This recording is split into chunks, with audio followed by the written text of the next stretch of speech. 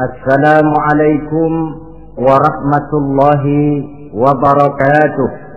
Waalaikumsalam warahmatullahi wabarakatuh. Bismillahirrahmanirrahim. Alhamdulillahi rabbil alamin. Wassalatu wassalamu ala ashrafil anbiya'i wal mursalin. Sayyidina wa maulana وحبيبنا وشفيعنا محمد وعلى آله وأصحابه المجاهدين الطاهرين أما بعد. Saudara-saudara kaum muslimin rahimakumullah. Pada pertemuan kali ini kita akan membicarakan riwayat Nabi Allah Ibrahim alaihi salam.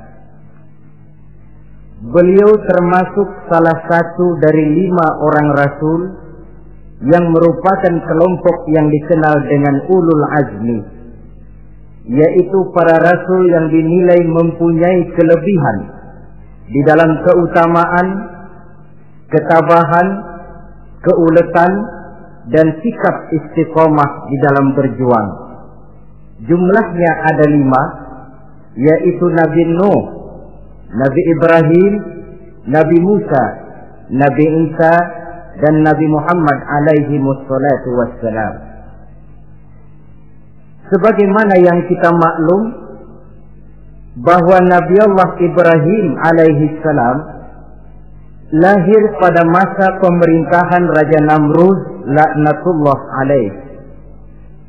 Namrud adalah figur yang lebih merupakan kekuasaan daripada keadilan, lebih merupakan kezaliman daripada kebijaksanaan.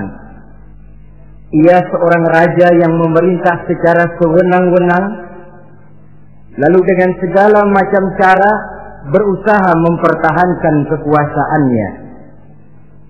Itu sebabnya di hari-hari menjelang kelahiran Nabi Allah Ibrahim alaihi salam, entah oleh karena rasa takut dan khawatir akan munculnya orang-orang yang dapat menumbangkan kekuasaannya, entah karena bisikan ahli nujum atau dukun-dukun yang memang banyak mengelilingi istananya, ia memutuskan untuk membunuh seluruh bayi yang dilahirkan dalam bentuk laki-laki.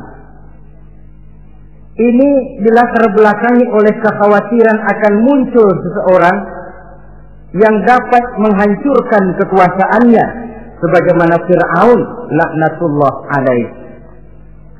Itulah sebabnya di zaman sebelum Nabi Ibrahim dilahirkan, Raja Namrud membuat peraturan. Apabila seorang ibu melahirkan bayi laki-laki, bunuh bayi itu.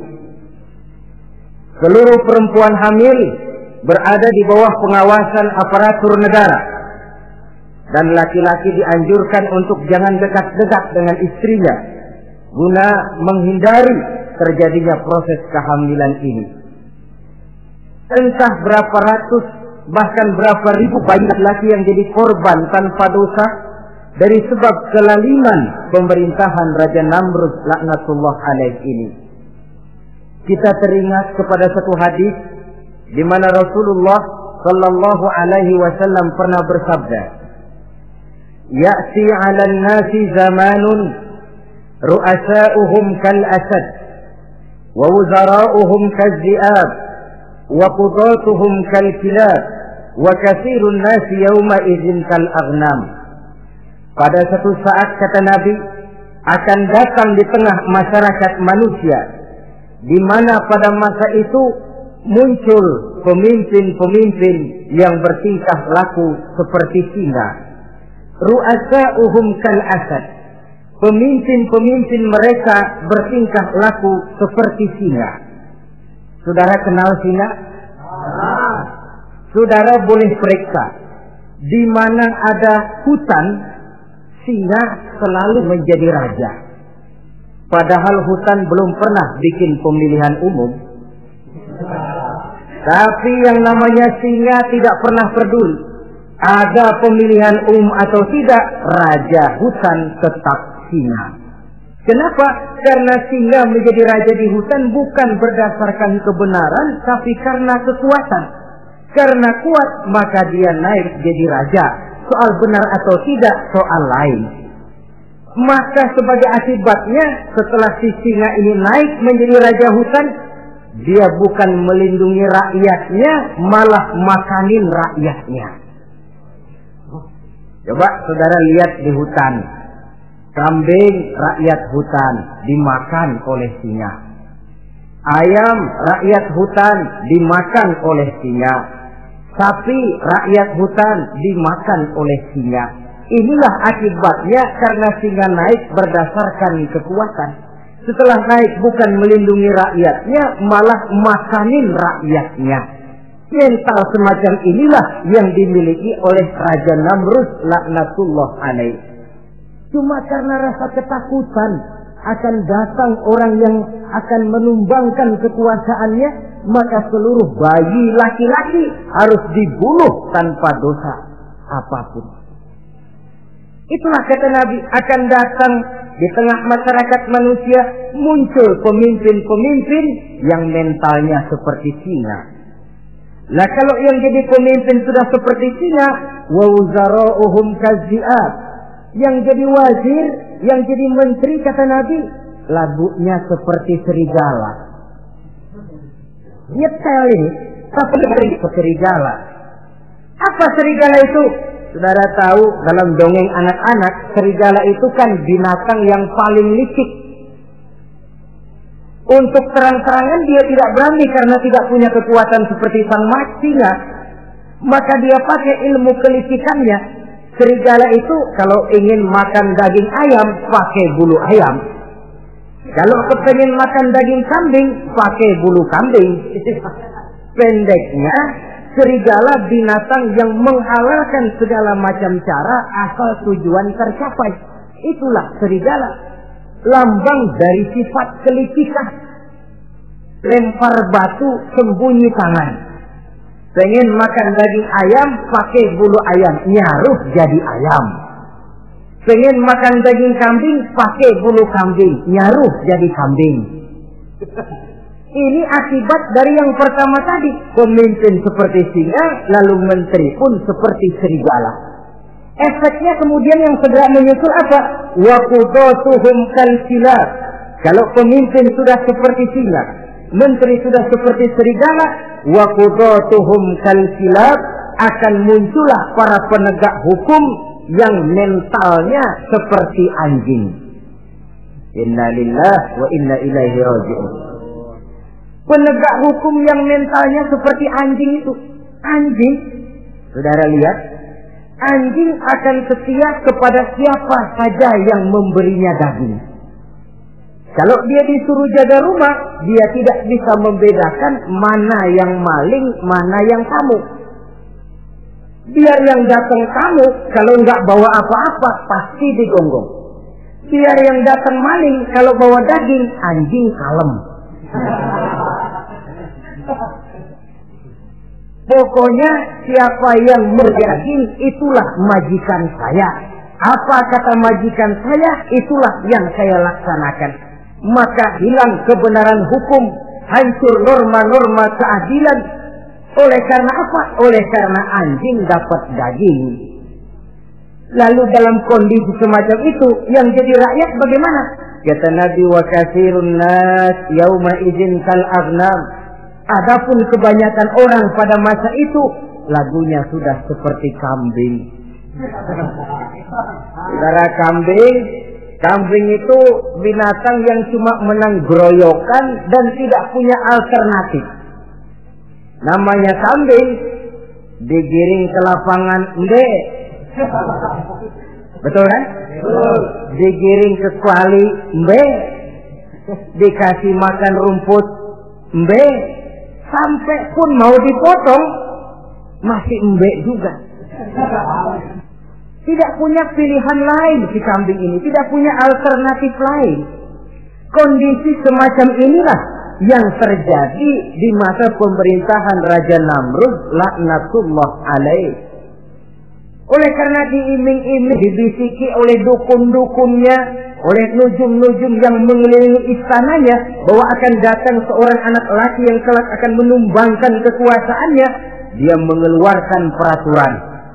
Ya, peraturan singa. Mulai saat ini diumumkan kepada seluruh rakyat, siapa-siapa perempuan melahirkan bayi laki-laki, bunuh hidup-hidup. Seluruh orang bunting di bawah pengawasan Hansip negara. Dan mulai malam ini, supaya semua kaum bapak jarang-jarang tidur sama istrinya. Namanya peraturan Namrud. Tapi apa yang memang Allah kehendaki untuk terjadi, pasti terjadi. Yaitu kelahiran Nabi Allah Ibrahim alaihi salam. Pada saat beliau terlahir ke alam ini, oleh ayahnya yang bernama Azar, disembunyikan di dalam sebuah gua. Di sini bertemu antara nurani seorang bapak dan ketaatan kepada raja. Dia ingin taat kepada raja, dia mesti membunuh anaknya. Tapi sebagai bapak, dia sayang kepada anaknya, dia harus selamatkan. Dicarinya jalan tengah, maka Ibrahim disembunyikan di dalam sebuah gua dengan satu perhitungan tentunya. Lu mati, ya nggak apa-apa, lu hidup ya syukur. Tapi ini pertimbangan dia akan bikin susah dia di masa yang akan datang. Coba anak dalam kondisi apa adanya ditaruh di dalam gua, menurut perhitungan logika mati ini. Namun apa yang terjadi? Nabi Allah Ibrahim yang sejak masa bayi diletakkan dalam gua dipelihara oleh Allah. Nah, kalau Allah yang sudah memelihara, orang mana yang sanggup mendatangkan bencana dan mudarat? Untuk melangsungkan kehidupannya, Nabi Ibrahim itu mengisap ibu jarinya. Dan konon menurut riwayat dari ibu jarinya itu keluarlah madu. Sehingga walaupun tidak didampingi oleh ayah dan ibunya, tinggal di dalam gua seorang diri, pertumbuhannya sebagai seorang bayi menjadi seorang anak, tumbuh dengan pesat sebagai lazimnya anak-anak yang lain. Dalam ilmu tauhid ini yang dinamakan irhas. Tanda-tanda yang diberikan kepada seseorang yang akan dipilih menjadi rasul pada saat dia masih anak-anak. Ini yang dinamakan irhas.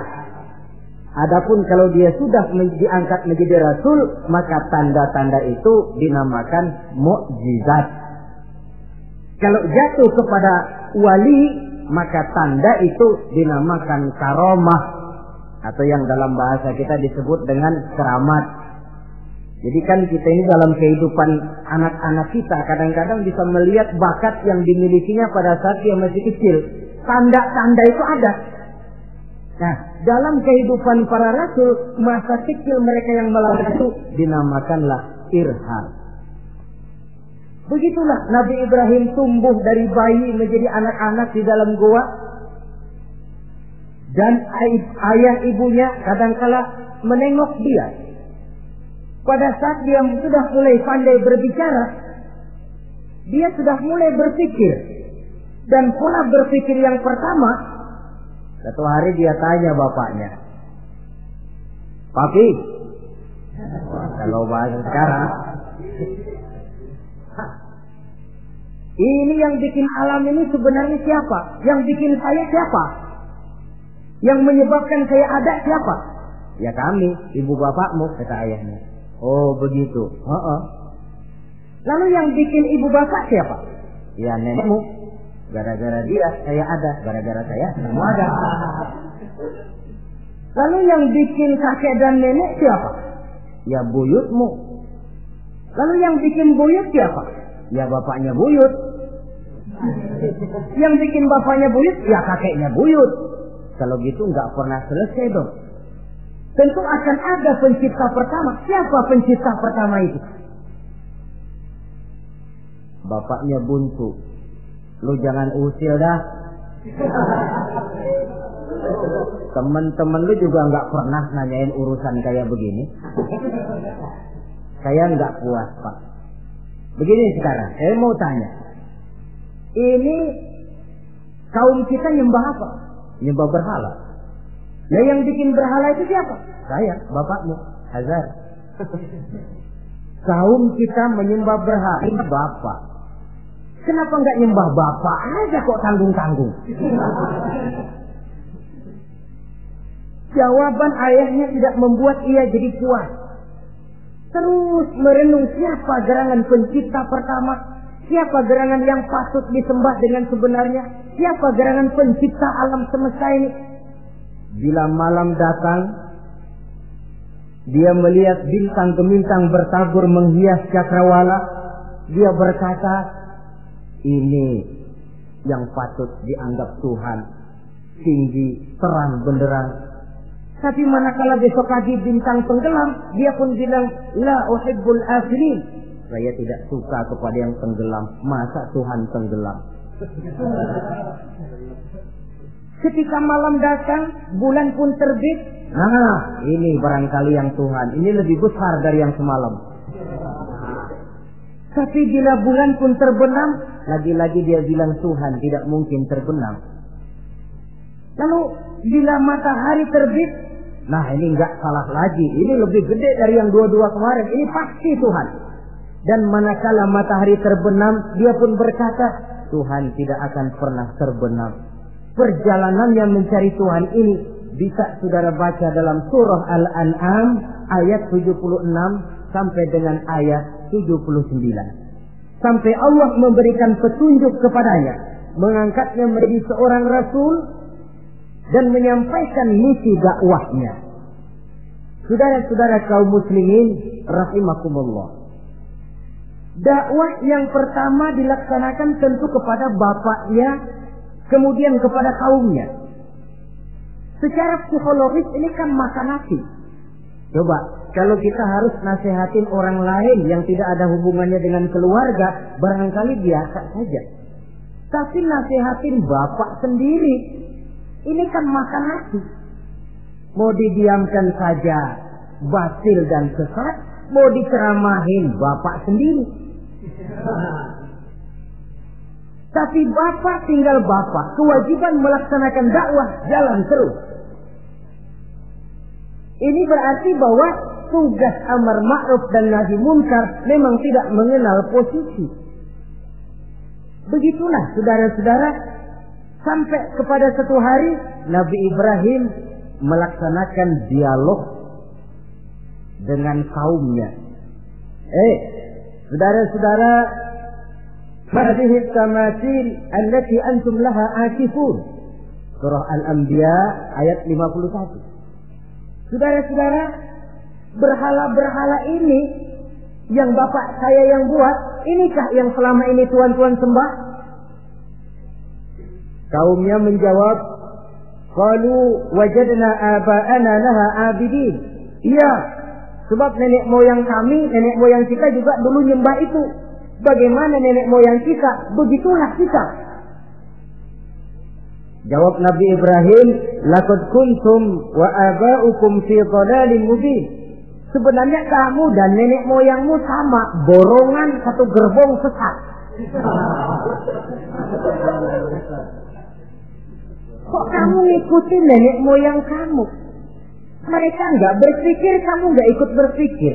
Mereka sesat, kamu ikut sesat. Kamu sudah hidup di satu zaman yang maju sekarang ini. Kenapa mau kembali ke zaman nenek moyang dulu? Menyembah berhala yang nyata-nyata tidak sanggup mendengar, tidak sanggup melihat, tidak sanggup memberikan manfaat mudarat. Pokoknya kalau kamu tidak tinggalkan berhala-berhala ini, satu saat pasti akan saya sikat dan saya hancurkan. Jadi saudara-saudara, prinsip dakwah itu memang tentu harus bil hikmah wal mau'izatil hasanah, dengan bijaksana dan dengan nasihat-nasihat yang baik. Tapi kalau sudah mencegah suatu kemunkaran, kata Nabi, man ra'a minkum munkaran falyughayyirhu biyadihi. Siapa di antara kamu yang melihat suatu kemunkaran, hendaklah dia berusaha merubah dengan kekuatan tangannya. Kalau dengan tangannya dia tidak sanggup, fabilisani, hendaklah dengan lidahnya.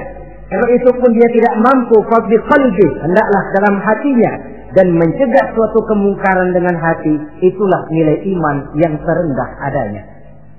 Nabi Ibrahim melihat bahwa watak menyembah berhala ini sudah berurat dan berakar.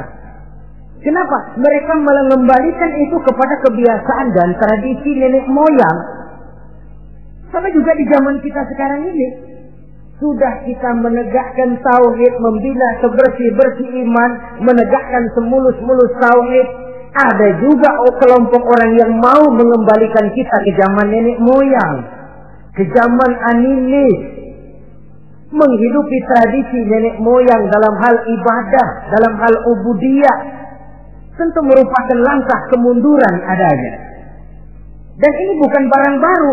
Umat Nabi Ibrahim sudah memberikan contoh. Kenapa kami menyembah berhala? Sebab nenek moyang kami menyembah berhala. Nabi Ibrahim jawab gampang aja. Iya lo borongan, sekerbong, lempeng semua sesat. Kaum muslimin rahimakumullah. Dan bukan cuma kata, dibuktikan oleh Nabi Allah Ibrahim. Begitu Raja Namrud menurut satu riwayat bersama para tentaranya pergi berburu, Nabi Ibrahim ngintip-ngintip. Begitu Namrud keluar, beliau masuk. Kalau istilah kita, ke tempat Namrud ibadah, ke masjidnya dah. Di mana di situ tersimpan seluruh berhala yang mereka sembah, dari yang paling gede sampai yang paling kecil. Nabi Ibrahim masuk bawa kampak. Seluruh berhala-berhala yang ada di tempat itu habis dikampakin, hancur berantakan. Kecuali berhala yang paling gede, itu ditinggalin, nggak diapa-apain, dan kampaknya ditaruh di tangan berhala yang paling gede. Memang kebetulan tangannya lagi teracung begini, digantungkan kampak di situ. Nabi Ibrahim keluar. Adapun Namrud, ketika dia pulang dari perburuannya, mau melaksanakan ibadah, bukan main terkejutnya melihat Tuhannya berantakan.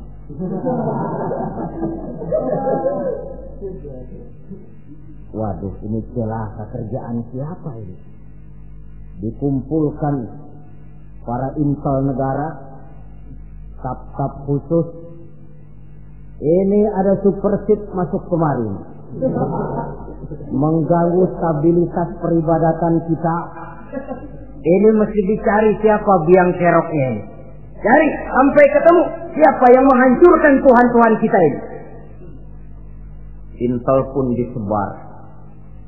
Ada yang ke kota, ada yang ke desa, ada yang pokoknya ke seluruh penjuru. Sampai ada yang desas-desuskan. Tuan Raja, bagaimana? Saya dengar selentingan berita. Berita apa? Pada waktu Tuan Raja pergi berburu, seorang anak muda bernama Ibrahim masuk ke tempat ibadah kita. Barangkali dia yang menghancurkan patung-patung kita. Kalau begitu cari, tangkap Ibrahim, tangkap. Panggil kepala intel. Dipanggil. Kamu cari orang namanya Ibrahim, tangkap. Kok ditangkap? Tangkap. Sebab menurut berita dia yang menghancurkan berhala-berhala kita. Ya tapi kan belum ada buktinya, Pak. Soal bukti gampang, belakangan, yang penting tangkap aja dulu.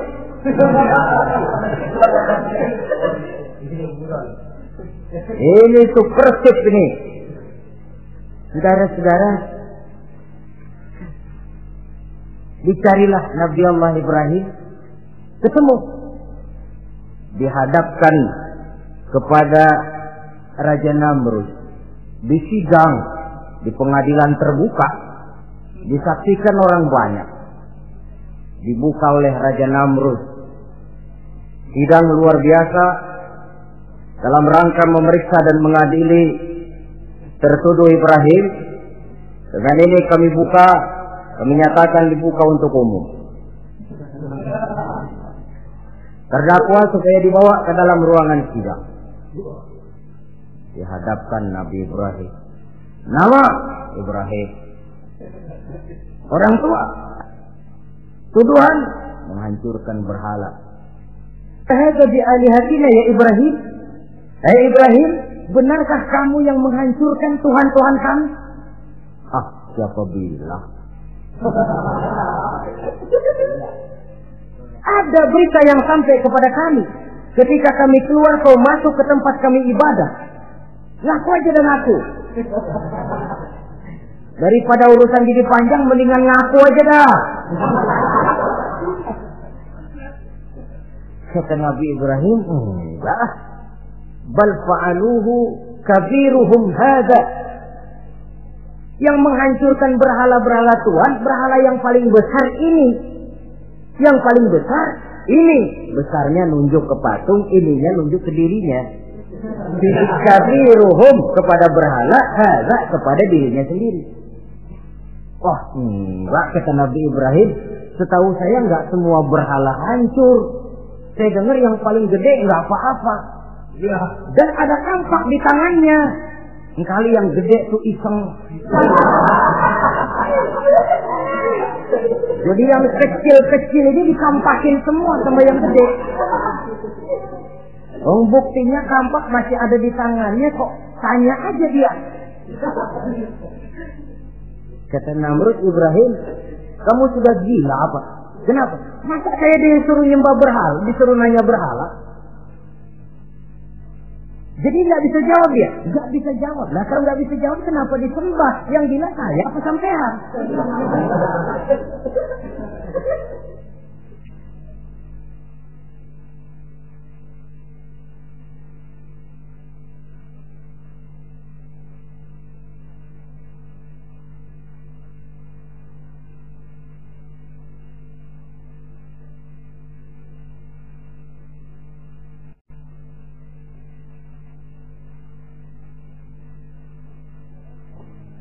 Merasa tidak sanggup menghadapi argumentasi yang diajukan oleh Nabi Allah Ibrahim, Namrud salaf.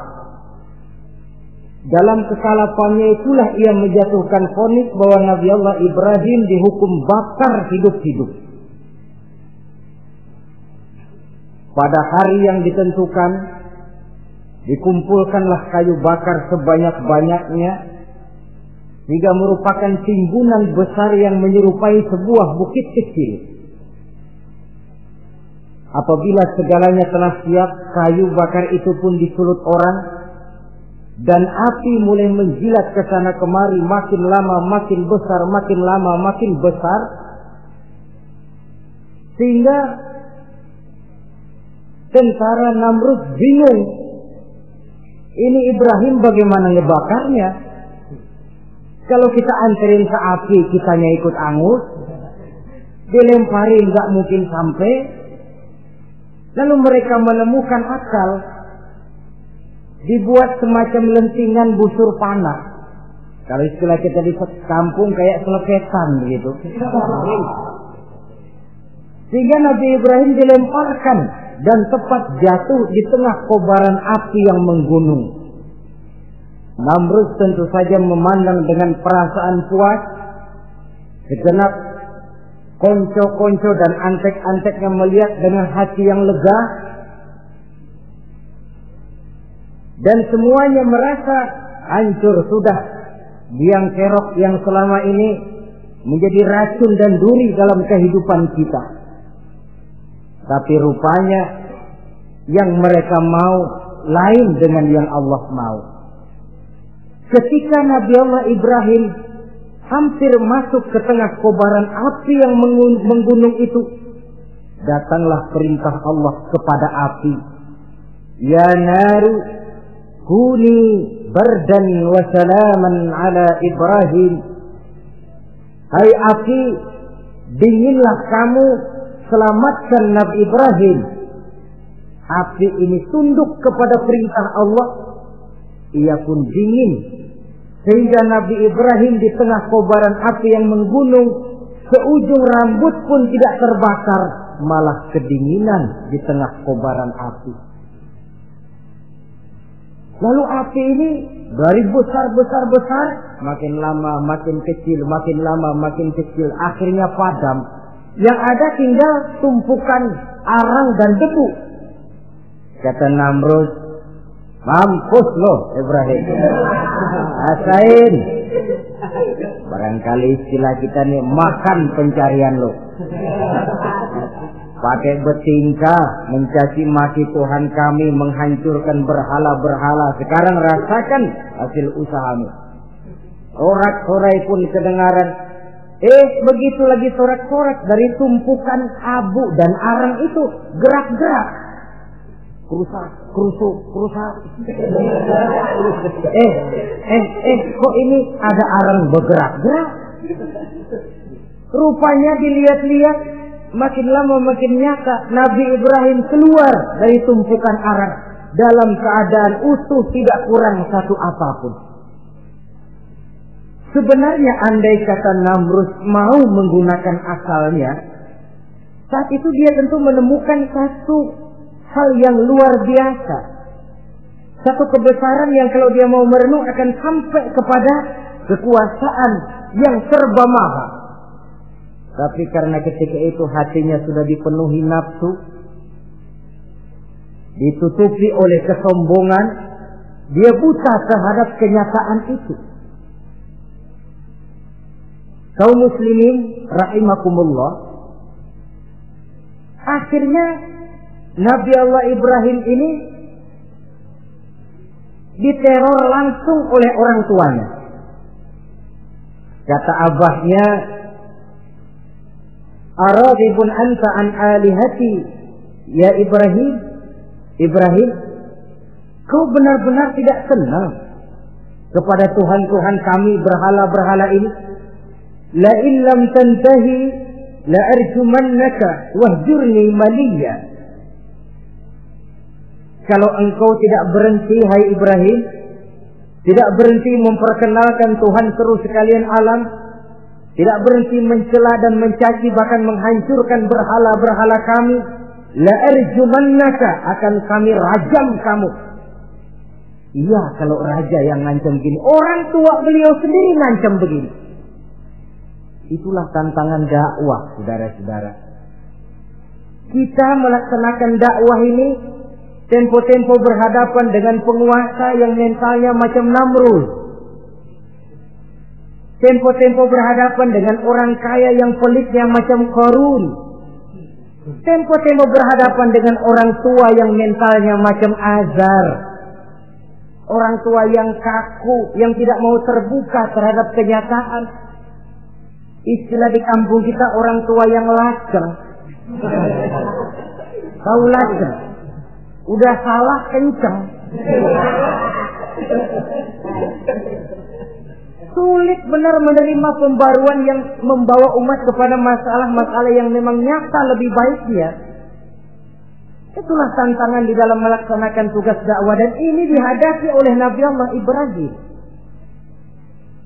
Ayahnya terakhir memberikan tekanan, kalau kau tetap melaksanakan misimu, tidak engkau mau berhenti dari tugas dakwah ini, awas Ibrahim, la arjumannaka, akan aku rajam, akan kami lontari kau dengan batu, wahjurni maliya, pergi kamu dari sini. Ya Allah, diputuskan hubungan. Kalau memang engkau berkeras dengan tugas dakwahmu, persilakan Ibrahim, keluar, pergi saja dari sini. Diusir oleh orang tuanya sendiri. Inilah hidayah, saudara-saudara. Oleh sebab itu, tugas utama kita kaum muslimin sebenarnya bukan mengislamkan orang, tapi menyampaikan Islam. Tugas kita ialah menyampaikan Islam, bukan mengislamkan orang. Sebab orang mau Islam atau tidak, itu urusan hidayah dari Allah. Jangankan kita, Nabi Ibrahim tidak sanggup mentauhidkan ayahnya Azar. Nabi Nuh tidak bisa mengislamkan putranya Kan'an. Bahkan Nabi kita Muhammad sallallahu alaihi wasallam pun tidak bisa memberikan hidayah kepada Abu Jahal dan Abu Lahab. paman Nabi, orang tua Nabi, anak Nabi, istri Nabi sekalipun, hidayah tidak diberikan kepada mereka, mereka tidak terpanggil mengikuti kebenaran. Kalau sudah kenyataan ini yang kita temui, kembalilah kepada konsep Quran. Allahumma inni qad ballaghtu, wahai Allah, seruanmu sudah saya sampaikan, dakwahmu sudah saya canangkan, ajakan kepada tauhid sudah saya sampaikan. Allahumma inni qad ballaghtu, sudah saya sampaikan ya Allah. Perkara mereka tidak mau ikut, itu karena semata-mata hidayah berada di tanganmu ya Allah. Kalau kemarin landasan dakwah kita, insya Allah tugas dakwah kita berkelangsungan. Kalau tidak, makan hati. Kita pikirin, ya orang gua ajak benar-benar nggak mau, ya dipikirin. Saya ajak ngaji malah dikasih maki, saya ajak yang baik malah saya dicemoohkan. Kok begini dakwah? Akhirnya dipikirin, sakit jantungan. Sudah orang nggak kena kita ajak beriman, kita sendiri makan ke dalam. Itulah Quran meletakkan konsepsi dasar, sampaikan dakwah dengan baik, bil hikmah wal mau'izatil hasanah wajadilhum billati hiya ahsan. Kalau ternyata metode sudah baik tapi orang tidak juga mau beriman, tanamkan dalam hati, Allahumma inni qad ballaghtu. Ya Allah, tugas saya cuma sekedar menyampaikan. Perkara mereka tidak mau, saya sudah menyampaikan ya Allah, terserah hidayahmu. Kelapangan jiwa akan kita temui di sana. Entah berhadapan dengan penguasa yang punya mental kayak Namrud, bertingkah laku sewenang-wenang, aji mumpung, mentang-mentang kuasa lalu saenake dhewe, menghitamkan yang putih, memutihkan yang hitam menurut seleranya saja. Entah berhadapan dengan orang kaya yang punya mental seperti Qarun, makin kaya tapi makin bakhil, atau berhadapan dengan orang-orang tua yang punya tingkah laku seperti Azar. Diperlukan sikap lapang dada untuk menyampaikan risalah Islam ini.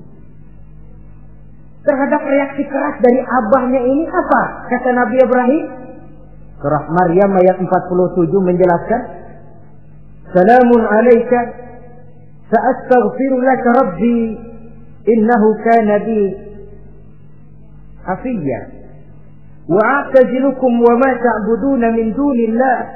Kalau memang begitu apa? Salamun alaika. Oke Abah, selamat jalan.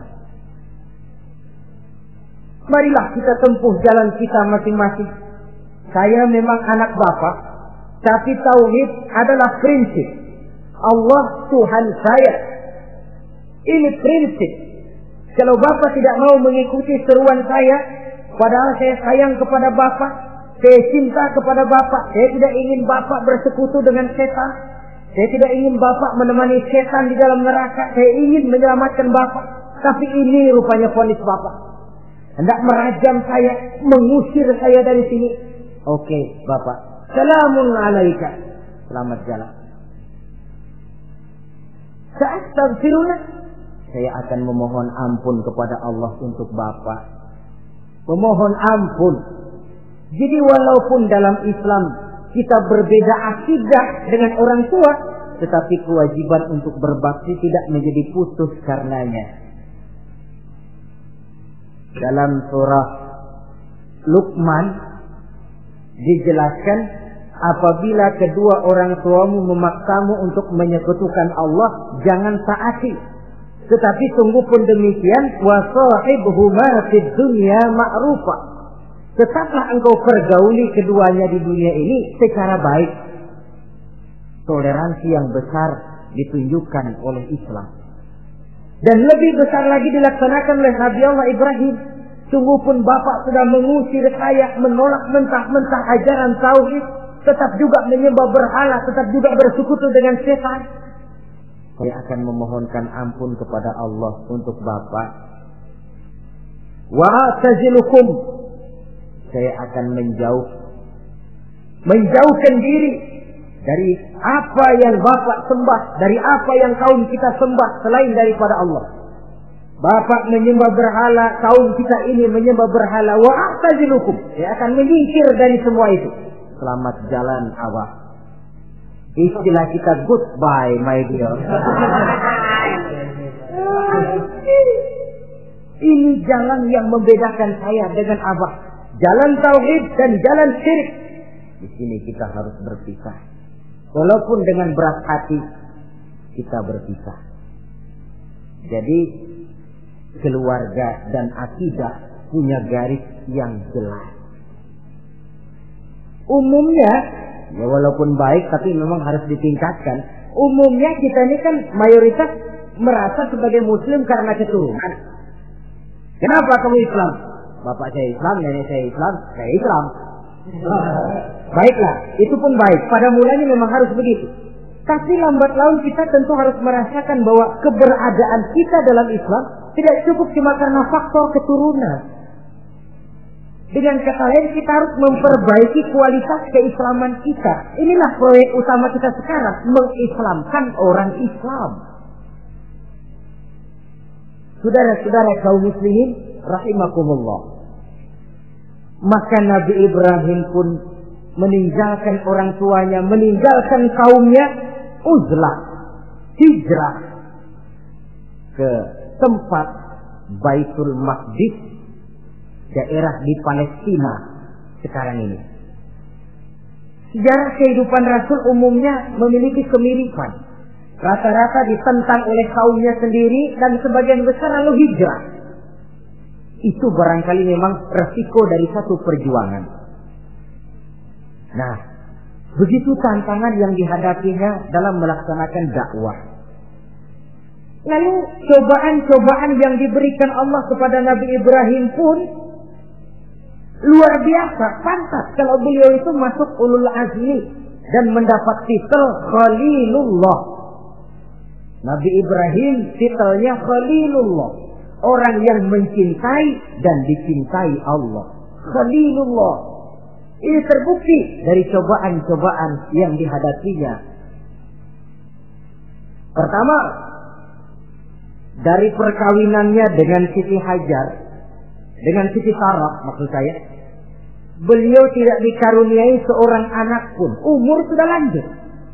Padahal anak kita tahu pelanjut sejarah, penyambung cerita, si buah hati belahan jantung. Sampai pada satu hari Hajar musyawarah. Kalau bahasa kita, Bang, bagaimana Hajar? Lama juga kita sudah berumah tangga kan Bang?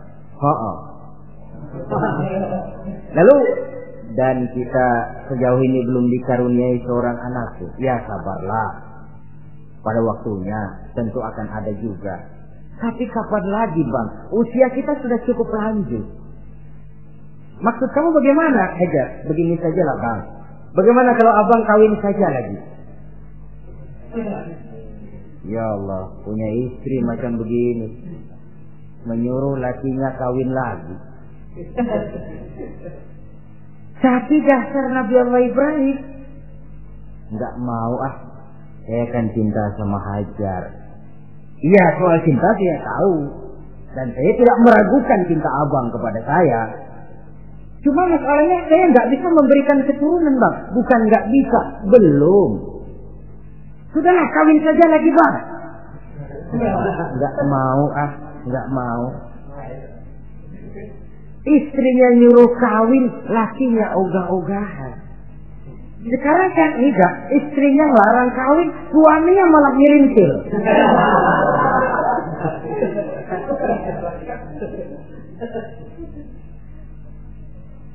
Sampai ketika didesak kata Ibrahim, ya kalau itu yang Sarah Hajar mau, biarlah, jadilah. Saya mau kawin lagi dengan syarat kau yang mencarikan istri untuk saya itu. Oleh Siti Hajar dipilihkan Siti Sarah. Kawinlah Nabi Ibrahim dengan Sarah. Dari Sarah ini beliau dikaruniai seorang putra bernama Ismail alaihi salam. Nah, cobaan datang untuk menguji Khalilullah ini. Hai Ibrahim, kau cinta kepadaku, kata Allah, seolah-olah setelah kau punya anak, masuk rasa cinta anak ke dalam hatimu.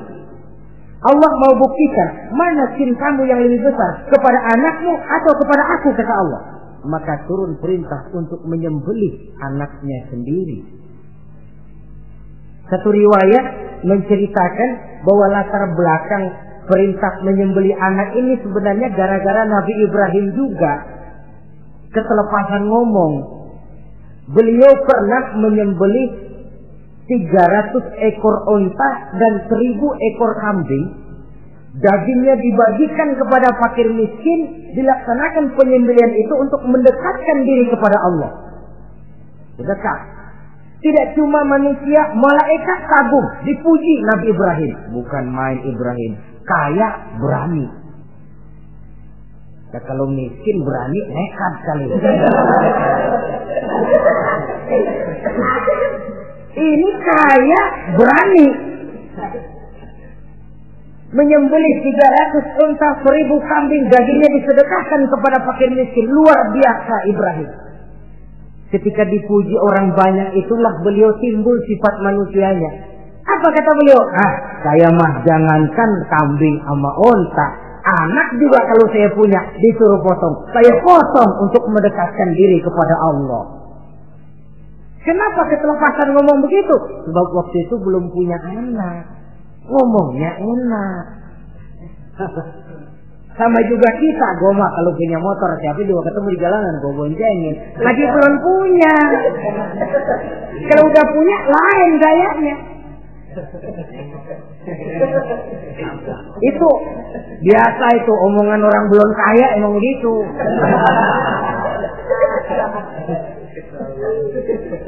Saudara-saudara, sehingga omongan yang beliau sudah lupa bertahun-tahun bahkan puluhan tahun ini.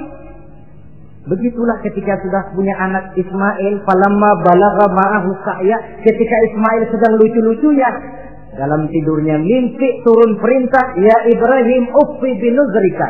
Hai Ibrahim, bayar nazarmu. Nazar? Iya. Apa nazar? Dulu pernah ngomong apa, ingat enggak? Jangankan cuma kambing, unta, anak pun kalau punya disuruh potong, saya potong.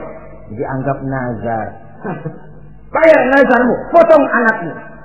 Dipikirin siangnya, semalam itu benar-benar perintah Allah apa cuma ngimpi? Kalau ngimpi kok jelas amat. Kalau perintah Allah kok kelewatan amat. Pakai anak disuruh potong, emang gak ada yang lain apa? 3 malam berturut-turut mimpi sampai beliau yakin ini memang benar perintah Allah. Dan dilaksanakan dengan berat hati. Pagi-paginya bilang kepada Siti Sarah, Sarah, Ismail mandikan, berikan pakaian yang baik, saya mau bawa pergi dia. Kemana Bang? Pokoknya mau saya bawa. Berangkatlah anak beranak ini menuju salah satu bukit di daerah Mina. Ketika duanya sudah mau berangkat, iblis sibuk bukan main. Ini cobaan loh. Orang kalau mau ibadah, iblis paling gatal. Segala macam cara mereka lakukan agar orang jangan ibadah. Ini Ibrahim mau membuktikan cintanya kepada Allah. Ya Allah, lihatlah. Walaupun saya sudah punya anak, cinta saya kepadamu lebih besar ya Allah. Walaupun perintah ini menyembelih leher anak sendiri, saya potong karena melaksanakan perintahmu. Iblis ribut. Mula-mula dia bisikin Nabi Ibrahim. Hei Ibrahim, kau lihat anakmu di belakang itu. Kecil, lucu-lucunya. Masa anak begitu mau dipotong? Tega kamu Ibrahim. Ini perintah Allah. Gak ada urusan sama ente. Iya. Kata iblis, waduh mantap juga nih. Kalau suaminya gagal, istrinya kali. Biasanya perempuan perasaannya lebih tinggi daripada pikirannya. Ini Siti Sarah barangkali, kalau Siti Hajar barangkali, kalau saya perdayai bisa terpedaya. Hajar, ya. Kamu tahu anakmu Ismail mau dibawa kemana? Saya tidak tahu. Mau dipotong oleh suamimu Ibrahim. Mau dipotong. Dipotong. Kok bisa begitu? Iya, katanya ini perintah Allah. Iblis, Kalau memang ini perintah Allah, jangankan cuma anak saya Ismail, saya juga ibunya mau ikut dipotong.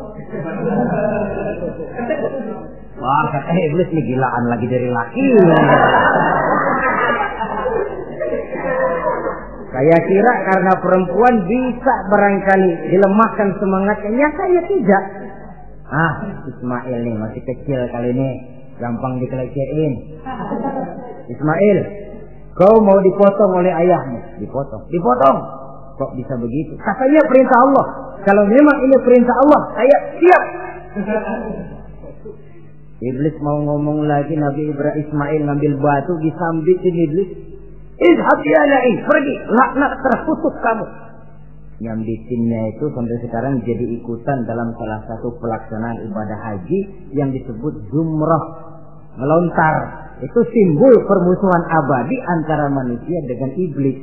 Jadi kalau ada orang mau berbuat baik, iblis itu datang dari 3 penjuru. Dari bapak, dari anak, dari istri. Kadang-kadang bapaknya nggak kena, istrinya dibujukin. Laki lu sok loyar menyumbang masjid. Jangan kasih duit, simpan aja baik-baik. Istri nggak kena, anak.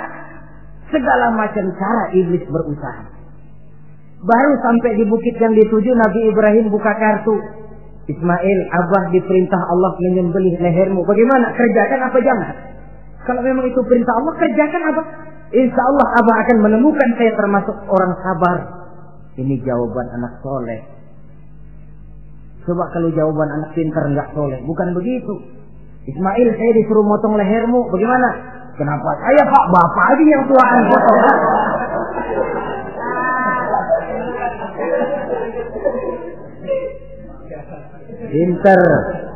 Pinter, tapi nggak soleh ya begitu itu, minteri jadinya. Saudara-saudara, sampai Nabi Ismail diganti oleh Allah dengan seekor kambing kibas. Cobaan terhadap kecintaannya kepada Allah. Kau cinta aku, itu benar. Tapi setelah kau punya anak, rasa cinta anak masuk ke dalam hatimu. Mana lebih besar, cintamu kepada anakmu atau cintamu kepada aku, kata Allah. Terbukti cintanya kepada Allah lebih besar daripada cintanya kepada anaknya. Bukankah nilai cinta itu baru terasa nyata kalau sudah lewat cobaan, lewat pembuktian? Sehingga dengan demikian kata orang, biasanya cinta itu menuntut pengorbanan. Berani bercinta, berani berkorban. Jangan takut berkorban, nggak usah cinta-cintaan.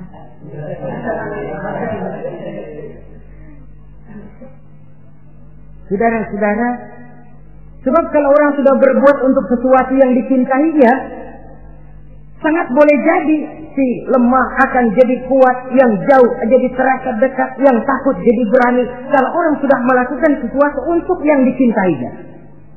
Seorang bapak karena cintanya kepada anaknya, dia rela pergi pagi pulang sore, peras keringat banting tulang supaya hari depan anaknya lebih baik daripada dia. Seorang suami yang cinta kepada istrinya, tidak soal dia kepanasan dan kehujanan, mencari yang sulit-sulit yang diinginkan oleh istrinya. Contoh paling dekat saja, kalau istrinya sedang mengidam, dia tengah malam buta minta mangga dan gak musim mangga, rusak-rusak suaminya cari mangga. Cinta memang membuat yang jauh jadi terasa dekat. Lalu cobaan lain ketika turun perintah melaksanakan khitan. Umur beliau menurut riwayat Abi Daud sudah umur 80 tahun. Di zaman belum ada pisau cukur, silet, gunting, kulit sudah alot. Tapi ini perintah Allah, laksanakan. Resiko belakangan. Nabi Ibrahim pandai memilah mana kepentingan pribadi, mana perintah Allah. Nah, perkara beliau nanti pindah ke Mekah, membangun Ka'bah sampai kepada hari tuanya, ini berkaitan dengan Nabi Allah Ismail, dan akan kita bicarakan pada pertemuan di mana kita nantinya akan membicarakan riwayat Nabi Ismail alaihi salam. Untuk riwayat Nabi Ibrahim, walaupun serba singkat, hingga ini sajalah dahulu, dan mudah-mudahan menjadi tamsil, ibarat dan contoh yang bisa kita jadikan pegangan di dalam kehidupan kita sehari-hari.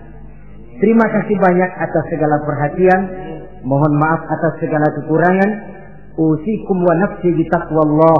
Wassalamualaikum warahmatullahi wabarakatuh. Waalaikumsalam warahmatullahi wabarakatuh.